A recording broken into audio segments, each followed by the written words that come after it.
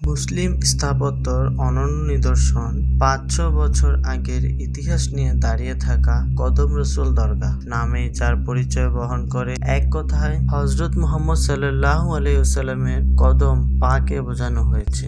আর রাসূল সাল্লাল্লাহু আলাইহি ওয়াসাল্লামের কদমের ছোঁয়া পড়েছে এমন একটি পাথর আছে বলেই এই দরগাহের এমন নামকরণ করা হয়েছে বলে কথিত আছে। ধারণা করা হয় দরগায় রক্ষিত পাথরের ফলকের ওপর দৃশ্যমান পদচিহ্নটি প্রকৃতপক্ষে রাসূল সাল্লাল্লাহু আলাইহি ওয়াসাল্লামের পদচিহ্ন। পরে সেই পাথরটিকে মানুষের পায়ের পাতার আকৃতিতে কাটা হয়, কিন্তু এই পাথরের ছাপটি রাসূলের পায়ের ছাপ দাবি করা হলেও ইসলাম ধর্মের মতে এর কোনো স্বীকৃতি পাওয়া যায়নি। স্থানীয় ৭০ বছর বয়সের বৃদ্ধ মোতালেব মিয়া জানান, তিনি তার বাবা ও দাদা সহ এলাকার অনেকের মুখে শুনেছেন এক সাধক মক্কায় হজ করতে গেলে সেখানে তিনি এক উচ্চ মাপের এক সাধকের কাছ থেকে এই পাথরটি উপহার হিসেবে পান।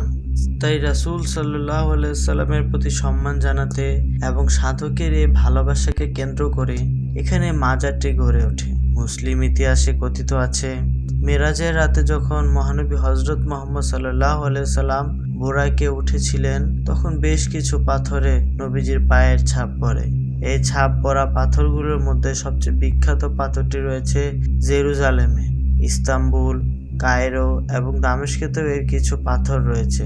বাংলাদেশেও এমন আরও একটি পাথর রয়েছে জানা যায়, যার একটি আছে চট্টগ্রামে আর অপরটি রয়েছে নবীগঞ্জ কদম রসুল দরগায়। কথিত আছে এই স্থানটি দর্শন করেন সুবাদার ইসলাম খান, মুঘল সম্রাট শাহজাহান সহ আরও অনেক আমির ওমরা। সুলতান সুজা এই দরগার জন্য ৮০ বিঘা জমি দান করেন। পরে ঈসা খাঁর প্রপুত্র দেওয়ান মনোয়ার খান এখানে একটি ইমারত তৈরি করেন, কিন্তু সেই ইমারতও কালের গর্ভে বিলীন হয়ে যায়। বন্দরের নবীগঞ্জ এলাকাতে এই কদম রসুল দরগাহটি বিশাল জায়গা নিয়ে প্রায় ৬০ ফুট উঁচু মাটির টিলায় একটি অবস্থান।